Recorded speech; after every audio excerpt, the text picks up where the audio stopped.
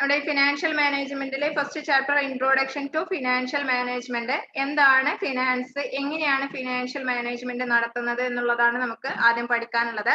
അതില് first the difference between money and finance. Money and finance തമ്മിലുള്ള വ്യത്യാസം എന്താണ്? സാധാരണ ഒരു മനുഷ്യന്റെ കയ്യിലുള്ള, നമ്മൾ സാധാരണ ഒരു ബാലൻസ് ഷീറ്റിലെ അസറ്റ് സൈഡിൽ എഴുതാറുണ്ട് ക്യാഷ് ഇൻ ഹാൻഡ്, നമ്മുടെ കയ്യിലുള്ള ക്യാഷ്. അതന്നെയാണ് ഇവിടെയും നമ്മൾ പറയുന്നത് മണി. ഒരാളുടെ കയ്യില് അവരുടെ രാജ്യത്തിന്റെ കറൻസി ഉണ്ടെങ്കിൽ, ഒരു കറൻസി ഉണ്ടെങ്കിൽ അത് അവരുടെ കയ്യിലുള്ളതാണ്, ഇതുവരെ ഉപയോഗിച്ചിട്ടില്ല, ഉപയോഗിക്കാതെ ഇരിക്കുന്ന ആ ഒരു ക്യാഷ്, നമ്മളെ കയ്യിലുള്ള ക്യാഷ്, അതാണ് മണി എന്ന് പറയുന്നത്. ദെൻ ഫിനാൻസിന് വ്യത്യാസം വരും. ഫിനാൻസിൽ വ്യത്യാസം വരുന്നത് എങ്ങനെയാന്ന് വെച്ച് കഴിഞ്ഞാൽ, എപ്പോഴാണോ നമ്മുടെ ക്യാഷിന് ആവശ്യം വരുന്നത് ആ സമയത്ത് നമ്മൾ അതിനെ ഉപയോഗിക്കുന്നതിനെയാണ് നമ്മൾ എന്ത് പറയാ, ഫിനാൻസ് എന്ന് പറയുന്നത്. ഓക്കെ, ഇപ്പൊ നമ്മുടെ കയ്യിൽ ക്യാഷ് ഉണ്ടായാൽ മാത്രം പോരാ, അത് നമ്മൾ ആവശ്യം വരുമ്പോൾ ഉപയോഗിക്കണം. ആ ഉപയോഗിക്കുന്ന സമയത്ത് മാത്രമാണ് അതിനെ നമ്മൾ ഫിനാൻസ് എന്ന് അറിയപ്പെടുന്നത്. Okay, then next meaning and definition of business finance or finance function. എന്താണ് ബിസിനസ് ഫിനാൻസ് അല്ലെങ്കിൽ ഫിനാൻസ് ഫംഗ്ഷൻ എന്താണ് എന്നുള്ളതാണ് നെക്സ്റ്റ് നമ്മൾ നോക്കേണ്ടത്. ഇപ്പൊ ഇതില് പറയുന്നത് ഒരു ബിസിനസ് ഫിനാൻസ് എന്ന് പറയുന്ന കാര്യമാണ് നമ്മൾ പറഞ്ഞത്. ഒരു മോണിറ്ററി അഫയേഴ്സ് എന്ന് വെച്ച് കഴിഞ്ഞാൽ ക്യാഷുമായിട്ട് ട്രാൻസാക്ഷൻ നടത്തുന്ന ഒരു കാര്യം. അതിനെ മാനേജ് ചെയ്യുക, ഒരു ബിസിനസ് അതിനെ കറക്റ്റ് ആയിട്ട് മാനേജ് ചെയ്യുന്നുണ്ടെങ്കിൽ that is known as business finance. Monetary affairs വരുന്നു, സാധാരണ ഒരു ട്രാൻസാക്ഷൻ നടക്കുക, അതാണ് മോണിറ്ററി അഫയേഴ്സ് എന്ന് പറയുന്നത്. ഒരു സെയിൽസ് നടക്കുക, അല്ലെങ്കിൽ ഒരു പർച്ചേസ് നടക്കുക, സാലറി കൊടുക്കുക, വേജ് കൊടുക്കുക, അങ്ങനെ ഒരു മോണിറ്ററി അഫയർ വരുന്ന സമയത്ത് അതിനൊരു ബിസിനസ് മാനേജ് ചെയ്യുന്നുണ്ടോ, that is known as business finance. Okay, then അതിനൊരു ഡെഫിനേഷൻ നോക്കുകയാണെങ്കിൽ നമുക്ക് ഓസ്ബോൺ ആണ് പറഞ്ഞിട്ടുള്ളത്. ബിസിനസ് ഫംഗ്ഷൻ എന്താന്ന് വെച്ച് കഴിഞ്ഞാൽ അതെന്താ പറയുന്നത്, it's a process of acquiring and utilising funds by a business. നമുക്ക് ഫണ്ടിനെ അക്വയർ ചെയ്യാം, ഒരുപാട് സോഴ്സുകൾ ഉണ്ട് നമുക്ക് ഫണ്ട് കിട്ടാൻ, ഫിനാൻസ് കിട്ടാൻ ഒരുപാട് സോഴ്സുകൾ ഉണ്ട്. ആ സോഴ്സിനെ ഏതൊക്കെയാണ് സോഴ്സ് എന്നുള്ളത് കണ്ടെത്തണം. ദെൻ അത് എന്ത് ചെയ്യണം, that must be utilised in A proper വേ. അത് എന്ത് ചെയ്യാൻ വേണം, ഒരു നല്ല രൂപത്തിൽ നമ്മൾ അതിനെ യൂട്ടിലൈസ് ചെയ്യാൻ വേണം. ഇതിനെയാണ് നമ്മൾ എന്ത് പറയാ, ബിസിനസ് ഫിനാൻസ് അല്ലെങ്കിൽ ഫിനാൻസ് ഫംഗ്ഷൻ എന്ന് പറയുന്നത്. Okay,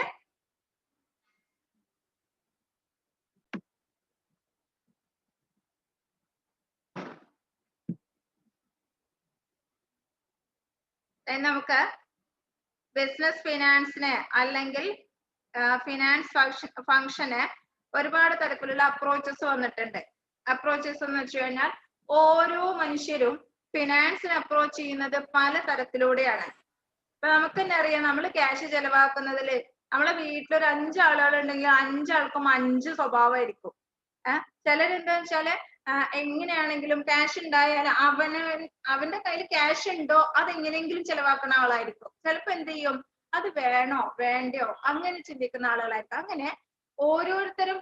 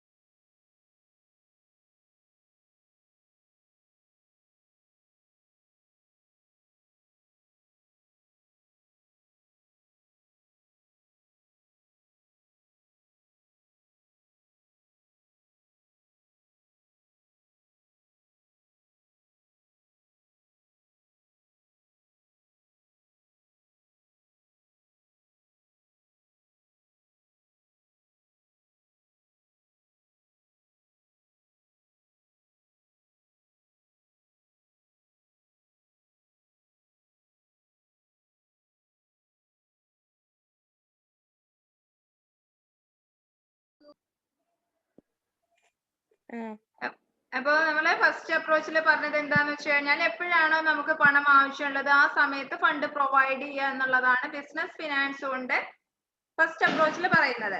then moving to the second അപ്രോച്ചിൽ പറയുന്നത് എന്താന്ന് വെച്ചാല് ഫിനാൻസ് എന്ന് പറയുന്നത് ആവശ്യമുള്ളപ്പോൾ മാത്രം കിട്ടിയാൽ പോരാ. അതായത് ഒരു സ്ഥലത്ത് മാത്രം നിന്നാൽ പോരാ, ഒരുപാട് സ്ഥലങ്ങൾ സ്പ്രെഡ് ചെയ്ത് വരേണ്ട കാര്യമാണ് എന്ത് ഫിനാൻസ് എന്ന് പറയുന്നത്. അതായത് അതിൽ ഓർഗനൈസേഷനിൽ ഒരുപാട് വ്യത്യാസം ഉണ്ടാവും. എല്ലാ ഓർഗനൈസേഷനിലും ഫണ്ട് ആവശ്യമുണ്ട്, അല്ലാതെ ബിസിനസ്സിൽ മാത്രമല്ല ഫണ്ട് ആവശ്യമുള്ളത്. അത് സ്കൂളിലായിരിക്കാം, ബാങ്കിലായിരിക്കാം, അല്ലെങ്കിൽ ഗവൺമെന്റിനായിരിക്കാം. അപ്പൊ അങ്ങനെ നമ്മൾ എന്ത് ചെയ്യാണ്, എവിടെയും നമുക്ക് ഫണ്ട് ആവശ്യമുണ്ട്. ഒരു ബ്രോഡ് അപ്രോച്ച് നമുക്ക് ബിസിനസ് ഫിനാൻസ് എന്ന് പറയുന്നതുകൊണ്ട് ബിസിനസ്സിന് മാത്രമല്ല. അപ്പൊ നേരത്തെ പറഞ്ഞില്ലേ, ഫസ്റ്റ് അപ്രോച്ചിൽ ബിസിനസ്സിന് മാത്രമാണ് ഫണ്ട് ആവശ്യമുള്ളപ്പോൾ മാത്രം അത് പ്രൊവൈഡ് ചെയ്യാം. പക്ഷെ സെക്കൻഡ് അപ്രോച്ച് വന്നപ്പോഴും ഒരു ബ്രോഡ് കൺസെപ്റ്റ് ആയി മാറി. അത് എവിടെയാണോ ആവശ്യമുള്ളത്, എവിടെയാണോ നമുക്ക് ട്രാൻസാക്ഷൻസ് നടക്കാനുള്ളത്, ആവശ്യങ്ങൾ നടക്കാനുള്ള സ്ഥാപനം ഏതുമാവാം. അതൊരു സ്കൂൾ ആവാം, ബാങ്ക് ആവാം, കോർപ്പറേഷൻ ആവാം, എങ്ങനെയായിരിക്കാം. Okay, then moving to the next approach, that is the third approach-ലേക്ക് വരുന്നത്, that is നമ്മളിപ്പോ ഉള്ളത് മോഡേൺ അപ്രോച്ചിൽ. അതായത് തേർഡ് അപ്രോച്ചിലാണ് ഇപ്പൊ നമ്മൾ ഈ ഒരു കോൺസെപ്റ്റിലാണ് ഇപ്പൊ നമ്മൾ ജീവിക്കുന്നത്. അത് എന്താന്ന് വെച്ച് കഴിഞ്ഞാല് അവിടെ നമുക്ക് ഫണ്ടിന് പറയുന്നത് procurement of fund and their effective utilisation എന്നാണ് പറയുന്നത്. എങ്ങനെ എഫക്റ്റീവ് ആയിട്ട് നമുക്ക് അതിനെ സ്വരൂപിച്ചു വെക്കാം, ഏത് സോഴ്സിൽ നിന്നൊക്കെ. അപ്പൊ നമ്മൾ ഒരു സോഴ്സ് കണ്ടെത്തുമ്പോൾ നമുക്കൊരു പണത്തിന് ആവശ്യം ഉണ്ടെങ്കിൽ നമ്മൾ പല സോഴ്സുകളും നമ്മൾ ചിന്തിക്കും. നമുക്ക് റിലേറ്റീവ്സിന്റെ അടുത്ത് നിന്ന് വായിക്കാം. അപ്പൊ എന്ത് ചെയ്യണ്ട, നമുക്ക് ഇൻട്രസ്റ്റ് കൊടുക്കേണ്ട ഒരു ആവശ്യം വരുന്നില്ല. നമുക്ക് ബാങ്കിൽ നിന്ന് എടുക്കാം, പക്ഷെ നമുക്ക് അവിടെ ഒരു എക്സ്പെൻസ് വരുന്ന, ഇൻട്രസ്റ്റ് എന്ന് പറഞ്ഞിട്ടുള്ള ഒരു എക്സ്പെൻസ് വരുന്നുണ്ട്. പക്ഷെ ഈ റിലേറ്റീവിന് പെട്ടെന്നൊരു ആവശ്യം വന്നു കഴിഞ്ഞാൽ നമ്മുടെ കയ്യിൽ കൊടുക്കാനുണ്ടാവോ, അത് ചിന്തിക്കണം. അങ്ങനെ നമുക്ക് അതിന്റെ ഫിനാൻസിന്റെ പ്രൊക്യൂർമെന്റ് നമ്മൾ ചിന്തിക്കണം. ഏതൊക്കെ സോഴ്സിൽ നിന്ന് ഏതൊക്കെ എഫക്റ്റീവ് ആയിട്ട് നമുക്ക് അതിനെ സ്വരൂപിക്കണം. Then the utilization, effective utilization. അത് നമ്മൾ സ്വരൂപിച്ചാൽ മാത്രം പോരാ, അതൊരു ആവശ്യമില്ലാണ്ട് ചെലവാക്കി കഴിഞ്ഞാൽ അതിനെ നമ്മൾ ഒരിക്കലും ഫിനാൻസ് എന്ന് പറയില്ല. നമ്മൾ അതിനെ ഫിനാൻസ് എന്ന് പറയാൻ ഇപ്പൊ പാടില്ല. കാരണം എന്താ, നമ്മൾ എന്താണോ ആവശ്യത്തിന് മാത്രം നമ്മൾ എഫക്റ്റീവ് ആയിട്ട് നമ്മൾ യൂട്ടിലൈസ് ചെയ്യുക എന്നുള്ളതാണ്. ഓക്കെ, അപ്പൊ ഇതാണ് ഇപ്പൊ തേർഡ് അപ്രോച്ച്, അതായത് മോഡേൺ അപ്രോച്ചിൽ നമുക്ക് പറയുന്നത്. ഓൾട്ടർനേറ്റീവ് യൂസ് ഉണ്ടായിരിക്കും, ഓൾട്ടർനേറ്റീവ് സോഴ്സുകൾ ഉണ്ടായിരിക്കും. അപ്പൊ ആ സോഴ്സിൽ നിന്നൊക്കെ നമ്മൾ എന്ത് ചെയ്യുക, അതെല്ലാം സ്വരൂപിക്കുക, എന്നിട്ട് എഫക്റ്റീവ് ആയിട്ട് നമുക്ക് അതിനെ യൂട്ടിലൈസ് ചെയ്യാം. Okay, then next topic, that is functions of finance. ഫിനാൻസിന്റെ ഫങ്ഷൻസ്.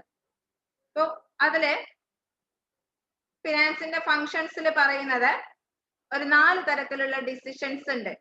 അതാണ് നമ്മുടെ ഫിനാൻസിന്റെ ഫങ്ഷൻസ് ആയിട്ട് നമ്മൾ പറയുന്നത്. അതിൽ first one, investment decision. Investment decision എന്ന് പറയുമ്പോൾ നമുക്ക് അറിയാം, നമ്മളെ റിസോഴ്സ് എന്ന് പറയുന്നത്, നമ്മുടെ റിസോഴ്സ് എപ്പോഴും ലിമിറ്റഡ് ആണ്. അപ്പൊ റിസോഴ്സ് ലിമിറ്റഡ് ആയതുകൊണ്ട് തന്നെ അത് നമ്മൾ ഇൻവെസ്റ്റ് ചെയ്യുന്ന സമയത്ത് പ്രോപ്പർ ഇൻവെസ്റ്റ്മെന്റ് നടത്തിയിരിക്കണം. നമുക്ക് 2 രൂപത്തിൽ നമുക്ക് ഇൻവെസ്റ്റ്മെന്റ് നടത്താം. ഫിക്സഡ് അസറ്റിൽ ഇൻവെസ്റ്റ്മെന്റ് നടത്താം, അല്ലെങ്കിൽ കറന്റ് അസറ്റിലെ ഇൻവെസ്റ്റ്മെന്റ് നടത്താം. അപ്പൊ ഫിക്സഡ് അസറ്റിൽ ഇൻവെസ്റ്റ്മെന്റ് നടത്തുമ്പോൾ that is known as long term investment. അപ്പൊ ലോങ് ടേം ഇൻവെസ്റ്റ്മെന്റ് നടത്തുന്ന സമയത്ത് കുറച്ച് കാര്യങ്ങളും കൂടി നോക്കണം. കാരണം അതിന്റെ റിട്ടേൺ കിട്ടാൻ ഒരുപാട് കാലം എടുക്കും, അതിന് റിസ്ക് കൂടുതലാണ്. ഇങ്ങനെയുള്ള കാര്യങ്ങളൊക്കെ നമുക്ക് അവിടെ നോക്കണം. That is also known as capital budgeting. Then short time investment ഉണ്ട്. കറന്റ് അസറ്റിലാണ് നമ്മൾ ഇൻവെസ്റ്റ് ചെയ്യുന്നത്. കറന്റ് അസറ്റിൽ ഇൻവെസ്റ്റ് ചെയ്യുന്നു, അതിന് നമ്മൾ വർക്കിംഗ് ക്യാപിറ്റൽ മാനേജ്മെന്റ് എന്നാണ് അറിയപ്പെടുന്നത്. റിസ്ക് കുറവാണ്, താരതമ്യേന നമുക്ക് റിട്ടേൺ കുറവായിരിക്കും. ഓക്കെ, നമുക്ക് റിട്ടേൺ കിട്ടാനുള്ള കാലതാമസം ഒന്നും വരില്ല, നമുക്ക് പെട്ടെന്ന് തന്നെ റിട്ടേൺ കിട്ടും. പക്ഷെ നമ്മളെ കമ്പയർ ചെയ്യുമ്പോൾ ഫിക്സഡ് ഇൻവെസ്റ്റ്മെന്റും ഷോർട്ട് ടൈം ഇൻവെസ്റ്റ്മെന്റും കമ്പയർ ചെയ്യുമ്പോൾ സോറി റിലേറ്റീവ്ലി കുറവായിരിക്കും റിട്ടേൺ. എവിടെ കുറവായിരിക്കും? ഷോർട്ട് ടൈമില് കുറവായിരിക്കും, ഷോർട്ട് ടൈം ഇൻവെസ്റ്റ്മെന്റിൽ കുറവായിരിക്കും. അപ്പൊ എങ്ങനെ ഏത് അസറ്റില് നമ്മൾ ഇൻവെസ്റ്റ് ചെയ്യണം എന്നുള്ളത് നമ്മുടെ ആ ഒരു തീരുമാനത്തിന് വിട്ടുകൊടുത്തത്. ദാറ്റ് ഈസ് ഇൻവെസ്റ്റ്മെന്റ് ഡിസിഷൻ എന്നാണ് നമ്മുടെ ഫിനാൻസ് ഫംഗ്ഷന്റെ ഫസ്റ്റ് ഫംഗ്ഷൻ ആയിട്ട് പറയുന്നത്. Okay, then the second one financing decision. എന്താണ് ഫിനാൻസിങ് ഡിസിഷൻ എന്ന് വെച്ച് കഴിഞ്ഞാൽ നമുക്ക് ക്യാപിറ്റൽ വേണം. ആ ക്യാപിറ്റൽ വേണം എന്നുള്ളത് നമുക്ക് സ്വന്തമായിട്ട് നമ്മൾ ക്യാപിറ്റൽ ഉണ്ടോ, നമ്മുടെ കയ്യിൽ നമ്മൾക്ക് സ്വന്തം ക്യാഷ് എടുക്കാറുണ്ടോ? അപ്പൊ അവിടെ നമ്മൾ ചെയ്യേണ്ടത് എന്താണെന്ന് വെച്ചാല് അവിടെ ഇക്വിറ്റി ആൻഡ് ഡെപ്റ്റ് വേണം. ഇപ്പൊ നമ്മുടെ കയ്യിലില്ലെങ്കിൽ നമ്മൾ എന്ത് ചെയ്യുന്നു, നമ്മൾ അത് പല സോഴ്സിൽ നിന്ന് നമ്മൾ എടുക്കും. അപ്പൊ ഏത് പ്രൊപ്പോർഷനിൽ വേണം, ഇക്വിറ്റി ആൻഡ് ഡെപ്റ്റ് എന്ന് പറയുന്നത് ഏത് പ്രൊപ്പോർഷനിൽ വേണം, നമ്മുടെ ക്യാപിറ്റൽ സ്ട്രക്ചർ എങ്ങനെയായിരിക്കണം എന്നുള്ളത് നമ്മൾ സെലക്ട് ചെയ്യുന്നതാണ് ഫിനാൻസിങ് ഡിസിഷൻ എന്ന് പറയുന്നത്. അതായത് ഫിനാൻസിന്റെ സോഴ്സ് ഏത് സോഴ്സിൽ നിന്ന് നമ്മൾ പ്രൊക്യൂർമെന്റ് നടത്തണം. Okay, then moving to next function,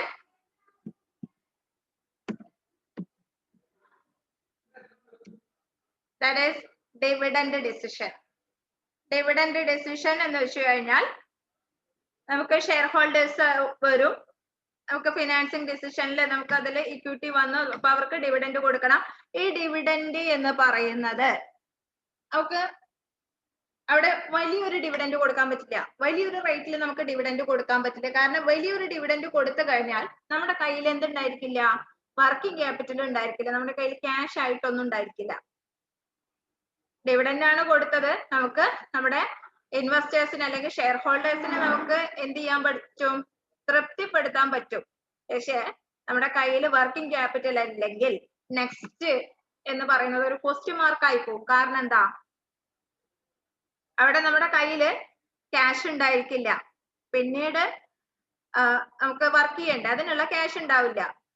അത് കഴിഞ്ഞിട്ട് നമുക്ക് വീണ്ടും വർക്ക് ചെയ്യാനുള്ളതാണ്, ഡിവിഡൻഡ് കൊടുക്കാനുള്ളതാണ്. അപ്പൊ ഇങ്ങനെയുള്ള കാര്യങ്ങളൊക്കെ ചിന്തിച്ചിട്ട് ഒരു ഹൈ റേറ്റ് ഓഫ് ഡിവിഡൻഡ് നമുക്ക് ഷെയർ ഹോൾഡേഴ്സിന് കൊടുക്കാൻ സാധിക്കില്ല. ദെൻ അതേ സമയം തന്നെ നമ്മുടെ കയ്യിൽ കുറച്ച് ക്യാഷ് ഉണ്ടാവട്ടെ എന്ന് വിചാരിച്ചിട്ട് ഒരു ലോ റേറ്റ് ഓഫ് ഡിവിഡൻഡ് കൊടുക്കാൻ പറ്റുമോ? ഇല്ല.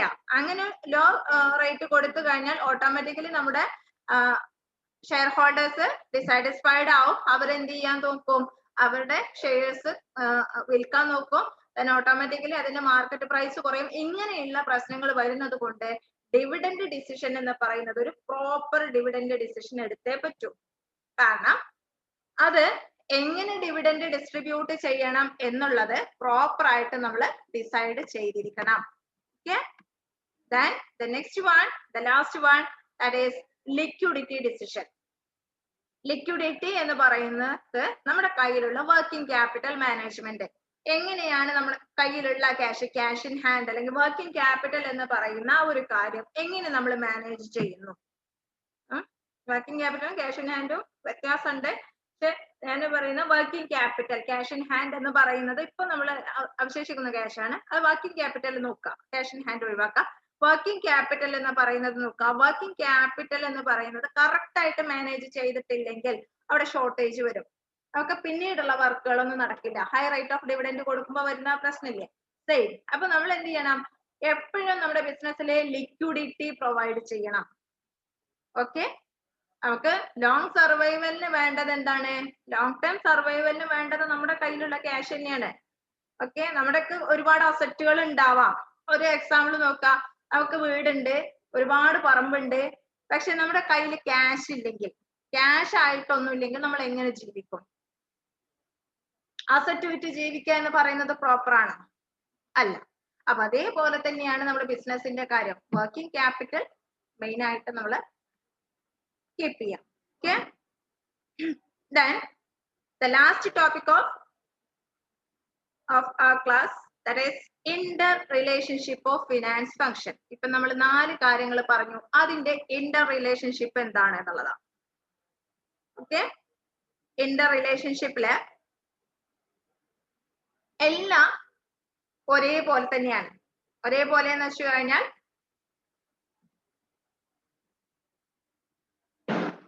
എല്ലാത്തിനും ഒരേ സ്കോപ്പാണ്, ഒരേ ഇമ്പോർട്ടൻസ് ആണ്. അല്ലാണ്ട് എന്തായാലും അതിന്റെ അൾട്ടിമേറ്റ് ഗോൾ എന്ന് പറയുന്നത് എന്താണ്? Ultimate goal of every function is That is the maximization of shareholders' wealth or value of the firm. Okay, shareholders-ന്റെ wealth maximize ചെയ്യുക, അവർക്ക് maximum return കൊടുക്കുക. അതേപോലെ തന്നെ നമ്മുടെ ഫേമിന്റെ വാല്യൂ നിലനിർത്തുക. ആ ഫേമിന്റെ വാല്യൂ നിലനിർത്തുക, ഷെയർഹോൾഡേഴ്സിന്റെ വെൽത്തിൽ നമുക്ക് മാക്സിമൈസേഷൻ കൊടുക്കുക എന്നുള്ളതാണ് നമ്മൾ എന്ത് ചെയ്യേണ്ടത്, ഏറ്റവും അൾട്ടിമേറ്റ് ഗോൾ എന്ന് പറയുന്നത്. ഓക്കെ, ഒരു ഡയഗ്രമാറ്റിക് റെപ്രസെന്റേഷൻ നോക്കുക. ഡയഗ്രമാറ്റിക് റെപ്രസെന്റേഷനില് നമുക്ക് 3 തരത്തിലുള്ള ഡിസിഷൻ, ഇൻവെസ്റ്റ്മെന്റ് ഉണ്ട്, ഫിനാൻസിങ് ഉണ്ട്, അതേപോലെ തന്നെ ഡിവിഡൻഡ് ഉണ്ട്. ഇതിന്റെ എല്ലാത്തിന്റെയും ആ ഒരു ഗോൾ എന്ന് പറയുന്നത് എന്താണ്? ഗോൾ എന്ന് പറയുന്നത് റിസ്ക്, അതേപോലെ തന്നെ റിട്ടേൺ. ഫിനാൻസ് ആണെങ്കിലും ഡിവിഡൻഡ് ആണെങ്കിലും ഇൻവെസ്റ്റ്മെന്റ് ആണെങ്കിലും രണ്ടും എന്താണ്, ഇന്റർ റിലേറ്റഡ് ആണ് റിസ്കിനോടും റിട്ടേണിനോടും. റിസ്ക് ആൻഡ് റിട്ടേൺ എന്ന് പറയുന്നത്, റിസ്ക് കൂടുതലാണോ ഓട്ടോമാറ്റിക്കലി റിട്ടേൺ കൂടുതലായിരിക്കും. ഓക്കെ, അപ്പൊ ഇൻവെസ്റ്റ്മെന്റ് ആണെങ്കിലും റിസ്ക് ഉണ്ട്, ദെൻ റിട്ടേൺ ഉണ്ട്. ഫിനാൻസിങ് ആണെങ്കിലും റിസ്ക് ഉണ്ട്, റിട്ടേൺ ഉണ്ട്. ഡിവിഡൻഡ് ആണെങ്കിലും അതിലും റിസ്ക് ഉണ്ട്, ദെൻ റിട്ടേൺ ഉണ്ട്. അപ്പൊ ഇങ്ങനെ വന്നിട്ട് ആ റിസ്കും റിട്ടേണും എന്തിലേക്ക് വരികയാണ്? അൾട്ടിമേറ്റ് ഗോളിലേക്ക് വരികയാണ്. Then the ultimate goal is maximization of shareholders' wealth or value of firm.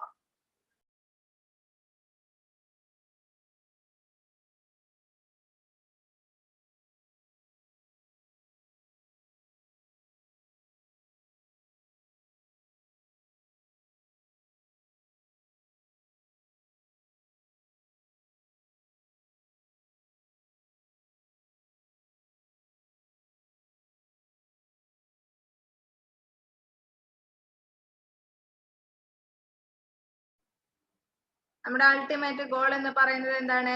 Maximisation of share holders wealth or value of firm. ഇതാണ് നമ്മുടെ അൾട്ടിമേറ്റ് ഗോൾ ആയിട്ട് പറയുന്നത്. ഓക്കെ,